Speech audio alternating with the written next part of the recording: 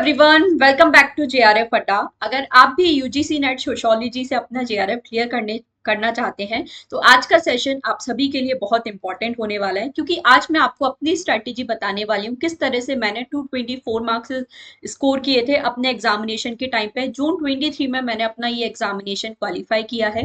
सो मेरी क्या स्ट्रैटेजी रही थी, किस तरह से मैंने प्रिपेयर किया था जेआरएफ के लिए, मैंने कैसे प्रिपेयर किया। इवन मैंने अपने फर्स्ट अटेम्प्ट में नेट भी क्वालिफाई किया था with 218 marks. So around 220 marks मैंने दोनों एग्जामिनेशन में स्कोर किए हैं। तो मेरी क्या स्ट्रैटेजी रही थी, किस तरह से हमें प्रिपरेशन करनी चाहिए। और जिस तरह से अब आप जानते हो यूजीसी नेट सोशियोलॉजी में पर्टिकुलरली बात करें तो कट ऑफ आपका कंटिन्यूसली इंक्रीज हो रहा है। तो किस तरह से स्मार्टली हमें प्रिपेयर करनी चाहिए वो आज के सेशन में मैं आपको बताने वाली हूँ। सिंपल 5 स्टेप प्रोसीजर मैं आपको बताऊंगी। इस प्रोसीजर को अगर आप फॉलो करते हो सो इजीली आप भी अपना एग्जामिनेशन क्लियर कर सकते हैं। तो चलिए स्टार्ट करते हैं आज का अपना सेशन।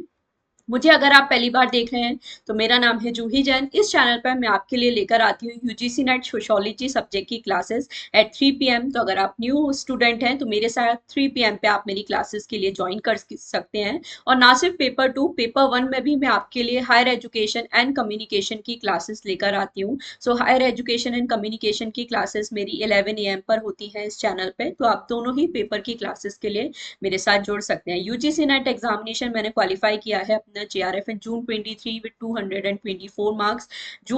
दिसंबर 22 में मैंने अपना नेट भी क्वालिफाई किया है विद 218 मार्क्स। इसके अलावा गेट एग्जामिनेशन भी मैंने क्वालिफाई किया है सोशियोलॉजी सब्जेक्ट से विद ऑल इंडिया रैंक 34। सो जितने भी मैंने एग्जामिनेशन क्वालिफाई किए हैं अभी तक, सभी का जो भी मेरी कंबाइंड एक्सपीरियंस है वो इस प्लेटफॉर्म के थ्रू मैं आपको शेयर करने की कोशिश करती हूँ। अगर आप न्यू हैं तो आप मेरी प्लेलिस्ट को विजिट कर सकते हैं इस चैनल पे। बहुत सारी क्लासेस आपको मिल जाएंगी और बहुत अच्छे से आप सोशियोलॉजी के लिए यहाँ पर प्रिपेयर कर सकते हैं। सो जेआरएफ अड्डा एप्लीकेशन को आप इंस्टॉल कर सकते हैं। यूट्यूब क्लासेस के सारे PDF, free test, mock test, counselling session सब कुछ यहाँ पर आपको मिल जाता है। दिसंबर 25 के लिए अगर आप प्रिपरेशन करना चाहते हैं सो बिल्कुल आप हमारे कोर्सेज को भी ज्वाइन कर सकते हैं। कोई भी आपको क्वेरी है तो गिवन नंबर पे आप कॉल कर सकते हैं, सारी हेल्प आपको मिल जाएगी। चलिए तो आज का सेशन हम लोग अपना स्टार्ट करते हैं। सबसे पहले मैं आपको, जैसे मैंने किस तरह से प्रिपेयर किया था, मेरा क्या स्कोर रहा था वो मैं आपको बता देती हूँ। तो इन माय फर्स्ट अटेम्प्ट अगर मैं बात करूँ, आई स्कोर 218 मार्क्स। अब इसमें भी मेरा पेपर 1 में अगर मैं बात करूँ तो अराउंड 32 क्वेश्चन सही थे और पेपर 1 में यहाँ पर मेरे 77 क्वेश्चन सही थे। तो टोटल अगर मैं यहाँ पर आपको बात करूँ 109 क्वेश्चन, मतलब 218 मार्क्स यहाँ पर मैंने स्कोर किए थे।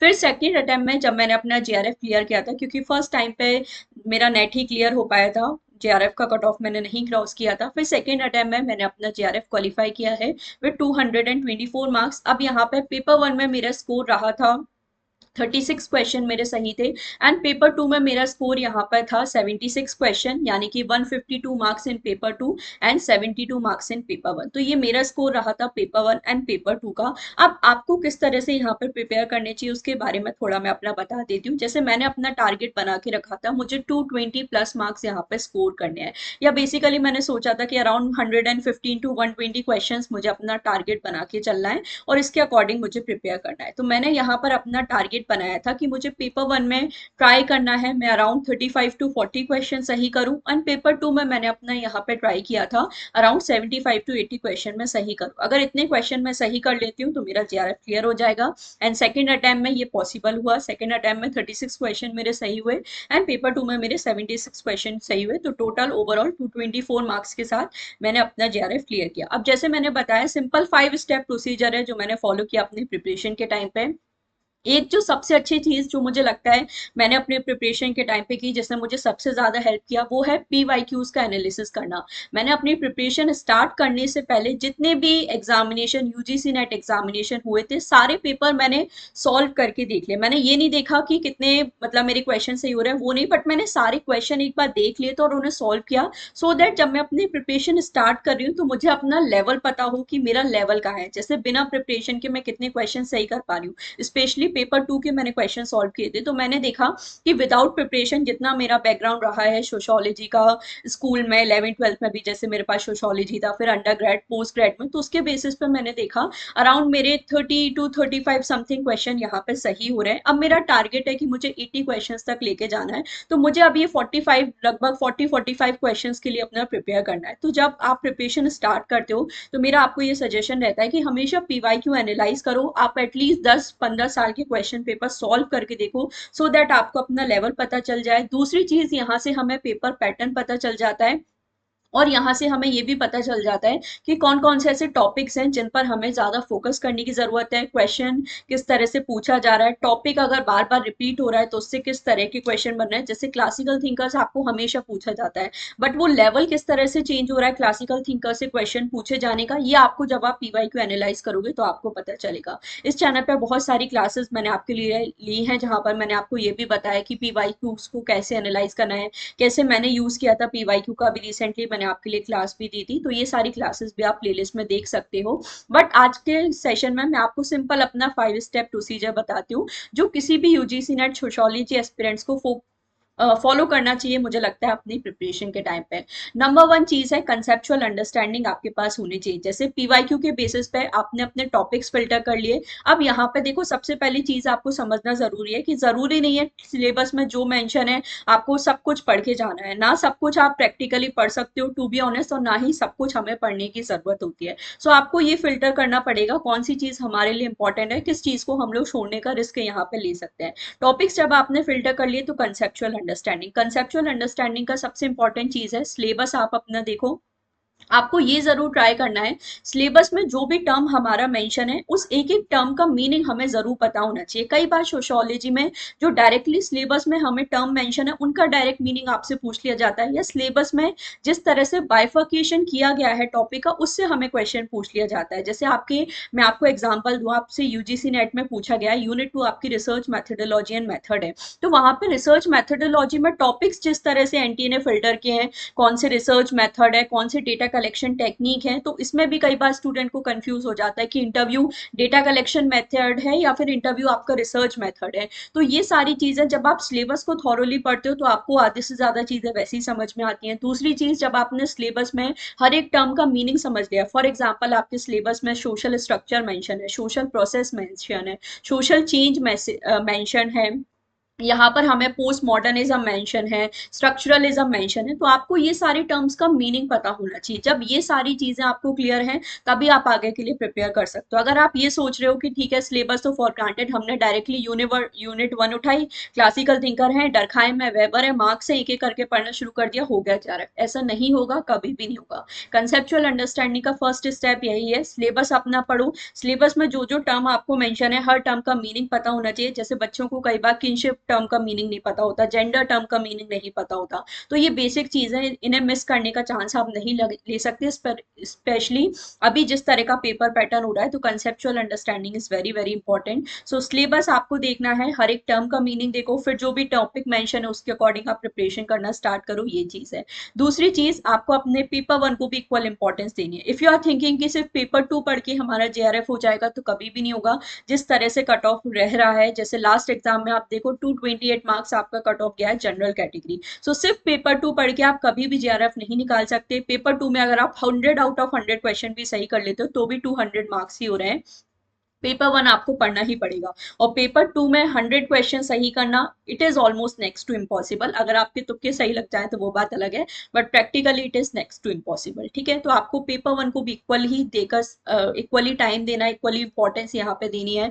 डीआई मैथमेटिकल रीजनिंग, इसको कभी भी स्किप नहीं करना है। इफ यू आर थिंकिंग कि मैं ह्यूमैनिटीज बैकग्राउंड से हूँ, मुझसे नहीं होगा डीआई मैथमेटिकल रीजनिंग, गलत सोच रहे हो आप। मैं भी ह्यूमैनिटीज बैकग्राउंड से, मैंने भी किया है, इसलिए मैं आपको सजेस्ट कर रही हूँ। अगर आप डेली प्रैक्टिस करोगे, डेली इस चीज को टाइम दोगे, तो डेफिनेटली ये भी हो जाएगा। सो डीआई मैथमेटिकल रीजनिंग, इनको टाइम देना है। आरसी डेली सॉल्व करो। आरसी के टोटल 15 क्वेश्चन आपसे पूछे जाते हैं। पेपर 1 में एक आता है आरसी, तो टोटल 5 क्वेश्चन। पेपर 2 में 2 आरसी आते हैं, total 10 question, total 15 question paper 1 paper 2 को मिला के।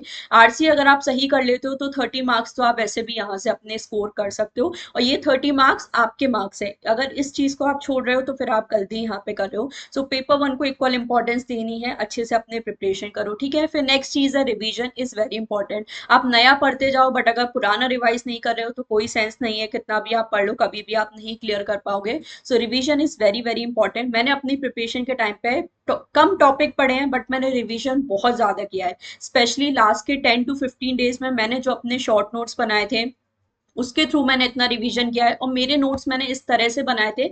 अराउंड मैं अगर पेपर टू की बात करूँ, फैक्चुअल पार्ट का मैंने अपने नोट्स ज़्यादा बनाए, कीवर्ड बेस्ड नोट्स ज़्यादा बनाए। तो अराउंड 100 to 150 पेजेस में मैंने अपने जो पेपर टू के नोट्स है वो बनाए थे, और ये 100 to 150 पेजेस के नोट्स मेरे ऐसे थे जिन्हें मैं इजीली डेली रिवाइज कर सकती हूँ। तो रिवीजन ने मुझे बहुत ज़्यादा हेल्प किया। इसके बाद पीवाईक्यू प्रैक्टिस करना। सो प्रिपरेशन स्टार्ट करने से पहले भी मैंने पीवाईक्यू सॉल्व किए थे, और जब मेरी प्रिपरेशन हो गई थी तो अपनी प्रिपरेशन को चेक करने के लिए भी पीवाईक्यू सॉल्व करना, ये सारी चीजें। एमसीक्यू सॉल्व करना, जितना हो सके एमसीक्यू सॉल्व करो, जितने ज्यादा क्वेश्चन आप सॉल्व करोगे उतना ज्यादा हेल्प मिलेगी आपको। क्वेश्चन सॉल्व करने का अप्रोच सीखना है। जैसे अगर आप मेरी क्लासेस देखो, मैं आपको हमेशा सिखाती हूँ कैसे चॉइस एलिमिनेशन लगाना है, कैसे लॉजिक लगा के हम लोग क्वेश्चन को सॉल्व कर सकते हैं। जो टॉपिक आपने नहीं भी पढ़ा है उस टॉपिक के क्वेश्चन हमें कैसे आंसर करने हैं, ऑप्शंस को किस तरह से एलिमिनेट करना है। तो ये सारी चीजें अगर आप सीख लेते हो तो बहुत हेल्पफुल होगी। And last but not the least, mock test हमें जरूर सॉल्व करने हैं, स्पेशली सीबीटी मोड में आपको मॉक टेस्ट सॉल्व करने हैं। कई बार स्टूडेंट फॉर ग्रांटेड ले लेते हैं इस चीज को कि ठीक है मॉक टेस्ट है, हम तो कर लेंगे, हो जाएगा। नहीं होगा। अगर आप सीबीटी मोड में मॉक टेस्ट नहीं दे रहे हो तो आपको बहुत ज्यादा प्रॉब्लम आने वाली है। मैंने फर्स्ट अटेम्प्ट में उतने ज्यादा मॉक टेस्ट नहीं सॉल्व किए थे, हार्डली 4-5 मैंने मॉक टेस्ट सॉल्व किए थे, वो भी उतने अच्छे से नहीं किए थे। सो उसका रिजल्ट यही रहा, मेरा जेआरएफ नहीं क्लियर हुआ था। फिर सेकंड अटेम्प्ट में मैंने around 15 to 20 mock test solve किए हैं। फुल लेंथ, फुल 3 आवर के मैंने मॉक टेस्ट यहाँ पर सॉल्व किए हैं, और इसने मुझे सबसे ज्यादा हेल्प किया है। मैंने जितने मॉक टेस्ट सॉल्व किए हैं, आपका आधे से ज्यादा कॉन्फिडेंस तो मॉक टेस्ट से बिल्ड हो जाता है। आपको मॉक टेस्ट में ही पता चल जाता है कि आपका सिलेक्शन होने वाला है या नहीं होने वाला है। मुझे अपने mock test, revision and mock test, इस चीज ने मुझे सबसे ज्यादा हेल्प किया है। मैंने इतने मॉक टेस्ट लगाए हैं पेपर वन पेपर टू के कंबाइंड 3 आवर्स के, मुझे मॉक टेस्ट के टाइम पे ही पता चल गया था। आई एम वेरी कॉन्फिडेंट कि मेरा इस बार जेआरएफ होने वाला है, क्योंकि मॉक टेस्ट में आपका जिस तरह से स्कोर रहता है, जो स्ट्रेटेजी आप बनाते हो वो वर्क कर रही है नहीं, वो सब आपको मॉक टेस्ट में पता चल जाता है। तो गुड क्वालिटी के अगर आप मॉक टेस्ट लगाते हो, प्रॉपर उस एग्जाम एनवायरमेंट के साथ अगर आप मॉक टेस्ट लगाते हो, तो कोई भी आपका सिलेक्शन होने से नहीं रोक सकता है। तो ये कुछ चीजें हैं जो मैंने पर्सनली अपनी प्रिपरेशन के टाइम पे फॉलो किए हैं, जिसकी वजह से मैंने 224 मार्क्स स्कोर कर पाए। आप भी इस तरह की स्ट्रैटेजी फॉलो करके अपनी प्रिपरेशन कर सकते हो। बाकी आप जानते हो जून 25 एग्जामिनेशन अभी हमारा होने वाला है। सो उसके लिए भी बहुत जल्दी मैं आपके लिए ये जो सारी मैराथन से लेकर आने वाली हूँ। सो आप टाइमिंग यहाँ पे नोट डाउन कर सकते हैं। 13 मई को हमारी मैराथन होने वाली है बुक्स एंड ऑथर्स पर। इसके बाद 16 मई को एक मॉक टेस्ट मैं आपके लिए लूंगी। 23 मई को एक पीवाईक्यू का महा मैराथन ले रहे हैं। एंड 1 जून को यूनिट 1 सोशोलॉजिकल थियरी का एक महा मैराथन मैं आपके लिए लेकर आ रही हूँ। सो ये मई मंथ का शेड्यूल है। इसके अलावा जून मंथ में भी बहुत सारी मैराथन्स आपके लिए होने वाली है। So stay tune to JRF Adda. Classes का टाइमिंग नोट डाउन कर लो, 3 PM यहाँ पर आपको मेरी जो प्रॉपर क्लासेस है मिलने वाली है। बाकी चैनल को सब्सक्राइब कर लीजिए, फॉलो कर लीजिए, इसी तरह की इंपॉर्टेंट क्लासेस यहाँ मैं आपके लिए लेके आती हूँ। So stay tune to JRF Adda. Don't forget to like and share the video. Comment करके जरूर बताना ये सेशन आपको कैसा लगा, और भी कोई आपको टिप्स चाहिए तो जरूर आप मुझे कमेंट सेक्शन में बता सकते हो। So that's all for today. Thank you so much for watching.